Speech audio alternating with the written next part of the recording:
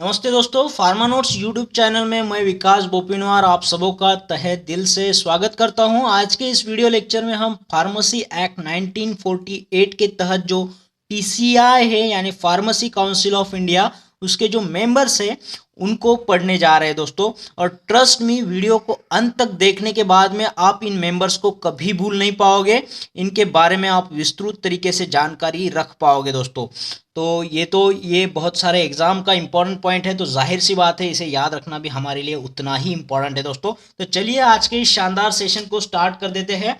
देखिए यहाँ पे हमें याद रखना क्या है, पीसीआई यानी फार्मेसी काउंसिल ऑफ इंडिया को हम पीसीआई के जैसा पढ़ना है, ऐसा थोड़ा सा पैसा है क्या, है ना। पीसीआई को हम पैसा है क्या ऐसे पढ़ेंगे, तो पैसा है क्या ये पूछ रहा है आपके पास में, पैसा है क्या, पीसीआई है ना, पैसा है क्या।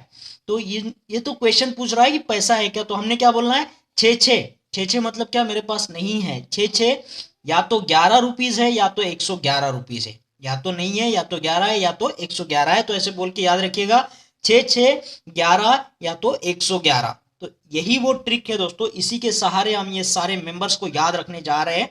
तो छे छे को हम ऐसे लिखेंगे, 6 मेंबर्स। 11 को हम लिखेंगे 1 मेंबर एंड 1 मेंबर, और 111 को हम एक मेंबर और एक मेंबर, ऐसी तरीके से लिखेंगे।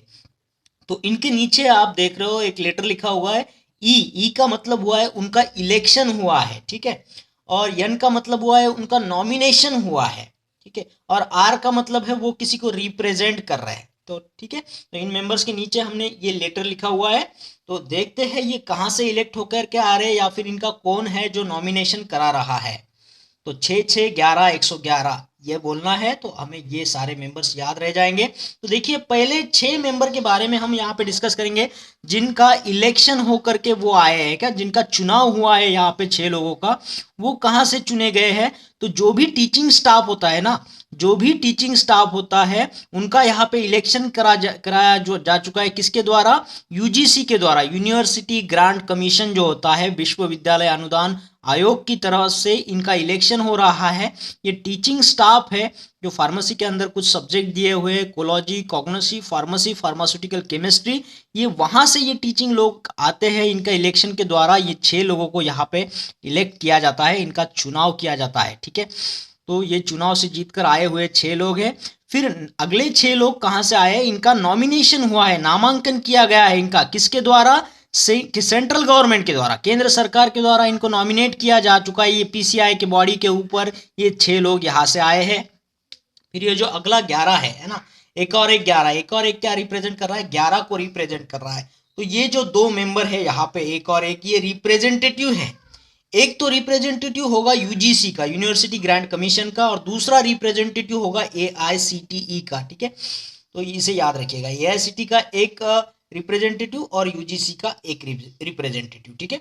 ये all India council of technical education का एक रिप्रेजेंटेटिव है यहाँ पे। फिर 111 को हमने ऐसा लिखा, एक एक एक, ठीक है।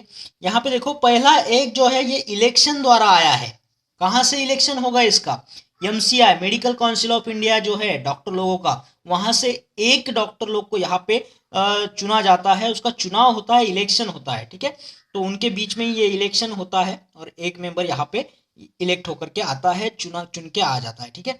फिर हर राज्य में से, हर स्टेट में से एक मेंबर को यहाँ पे नॉमिनेट किया जाता है राज्य सरकार के द्वारा, स्टेट गवर्नमेंट के द्वारा। यहाँ पे एक जो रजिस्टर्ड फार्मासिस्ट होता है ना, उसको यहाँ पे नॉमिनेट किया जाता है, उसका नामांकन किया जाता है बॉडी के ऊपर। हर राज्य में से एक आ रहा है, ठीक है, हर स्टेट में से एक आ रहा है, और वो क्या होना चाहिए, रजिस्टर्ड फार्मासिस्ट होना चाहिए।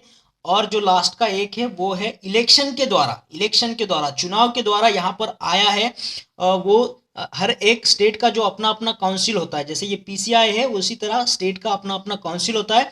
उस काउंसिल के बीच में जो लोग होते हैं, मेंबर्स होते हैं उस स्टेट काउंसिल के, वो अपने अपने यहाँ से एक मेंबर को यहाँ पे चुनकर दे देते हैं पीसीआई के बॉडी के ऊपर, ठीक है। तो आपने ऐसे याद रखना है, 6 6 11 111। तो यहाँ पे देखो election nomination, election nomination, election करके ऐसे लिख देना है।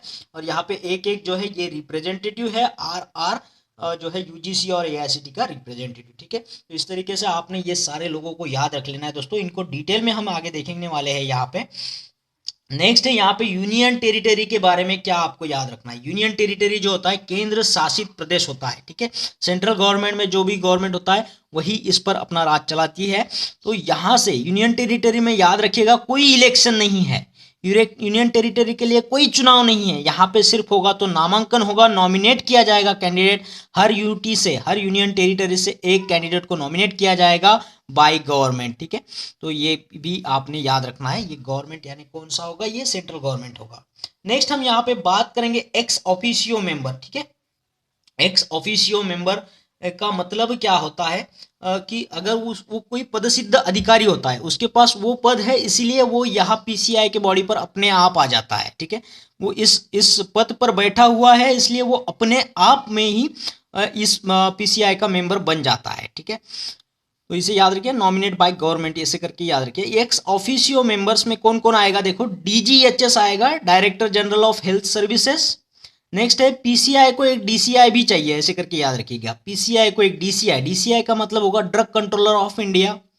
और फिर होगा एक director of CDL, director of central drug laboratory का एक यहाँ पे बंदा होता है जो एक्स ऑफिशियो मेंबर्स करके इस पीसीआई के बॉडी पर काम करता है दोस्तों, ठीक है। अब इन सारे मेंबर्स को डिटेल में हम देखने वाले हैं यहाँ पे आगे। और उससे पहले मैं आपको बता दूं कि हमारे फार्मा नोट्स की जो पीडीएफ मेंबरशिप है दोस्तों, इसको आप लोगों ने आज ही ज्वाइन करना है बाय कंट्रीब्यूटिंग ओनली 999 रुपीज़। और ये कंट्रीब्यूशन आप कर सकते हो कोई भी ऑनलाइन ट्रांजेक्शन का आपके इस्तेमाल से, जैसे फ़ोन पे, गूगल पे या फिर पेटीएम से।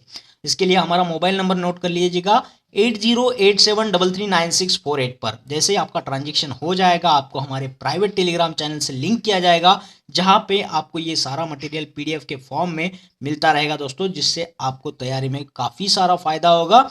और जरूर कोशिश करिएगा कि अपने दोस्तों में भी इसे शेयर करें और उनकी भी जो पढ़ाई की तकलीफ है उसे दूर करें और हमारे साथ में एंटरटेन के साथ में पढ़े दोस्तों, ठीक है।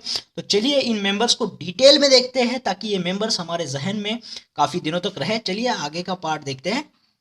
अब यहाँ पहले 6 मेंबर्स के बारे में हम देखने वाले हैं ना, 6 बोला था ना हमने, तो उन 6 मेंबर्स के बारे में देखेंगे। तो ये 6 मेंबर्स जो है टीचिंग स्टाफ से इलेक्शन होकर के आ रहे हैं, चुनाव होकर के आ रहे हैं यूजीसी के द्वारा, ठीक है। ये पूछा जा सकता है इलेक्शन कौन करवा रहा है, तो यूजीसी, यूनिवर्सिटी ग्रांट कमीशन, विश्वविद्यालय अनुदान आयोग के द्वारा। अब ये टीचिंग स्टाफ में से एटलीस्ट 1 टीचर तो एक सब्जेक्ट का होना ही होना चाहिए दोस्तों, ठीक है। इस बात को याद रखिएगा, आपको हर सब्जेक्ट में से एक टीचर तो लेना ही है, एटलीस्ट 1। तो यहाँ से 4 सब्जेक्ट आपको दिए, ये 4 सब्जेक्ट को याद रखिएगा। Pharmacy, teacher of the subject of pharmacy, pharmaceutical chemistry, कोलॉजी, कॉग्नोसी से एक एक टीचर रहेगा।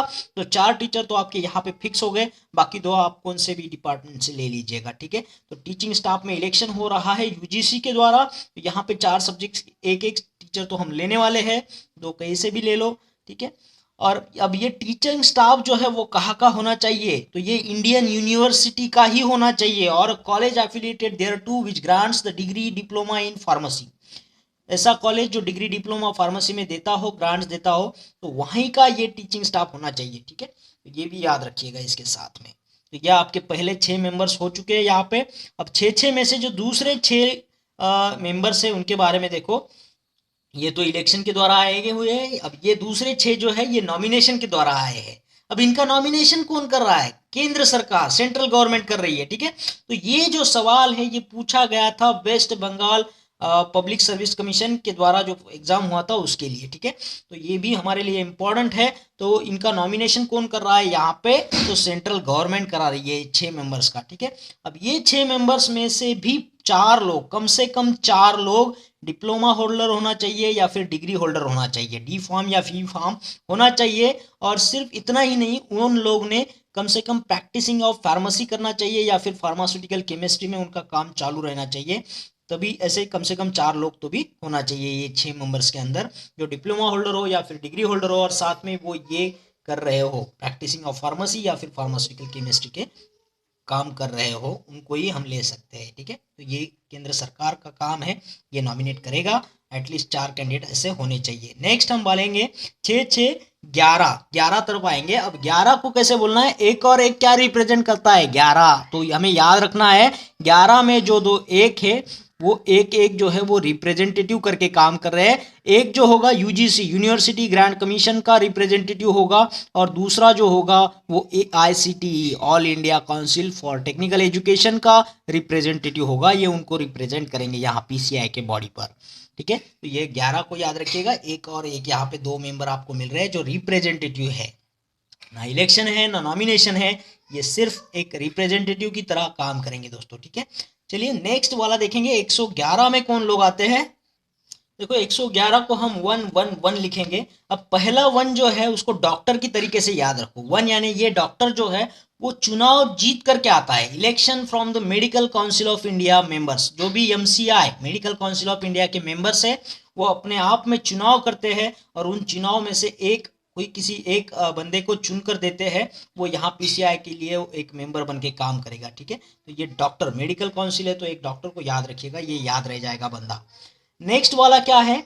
ये 1 जो है वो nominated by the state government. ठीक है, अब राज्य सरकार इसको नामांकन करेगा, इसका नॉमिनेशन करेगा, लेकिन कंडीशन ये है कि ये एक रजिस्टर्ड फार्मासिस्ट होना चाहिए, और ये हर राज्य में से एक होता है दोस्तों। हर स्टेट में ये एक रजिस्टर्ड फार्मासिस्ट जो है उसका नॉमिनेशन यहाँ PCI के बॉडी पर उसका जो स्टेट है वो स्टेट गवर्नमेंट कराती है। ठीक है, तो नेक्स्ट हम यहाँ पे बात करेंगे, जो बचा हुआ 1 है वो भी हर स्टेट से आता है, लेकिन चुनाव से नहीं, सॉरी चुनाव से आएगा। ठीक है, यहाँ पे कोई नाम, यहाँ पे नॉमिनेशन हुआ तो यहाँ पे इलेक्शन से आएगा, चुनाव से आएगा। और ये चुनाव कौन कराता है? जो भी मेंबर्स ऑफ स्टेट काउंसिल है। जैसे PCI ये हाई लेवल पे है काउंसिल, तो ये जो है हमारे छोटे पैमाने पर राज्य स्टेट लेवल पर, राज्य लेवल पर जो काउंसिल है उसके जो मेंबर्स है उसके अंदर ये इलेक्शन होता है, और इलेक्शन के माध्यम से एक कैंडिडेट को यहाँ पे मेंबर बना दिया जाता है PCI का, उस राज्य की तरफ से। ठीक है, उस स्टेट काउंसिल की तरफ से।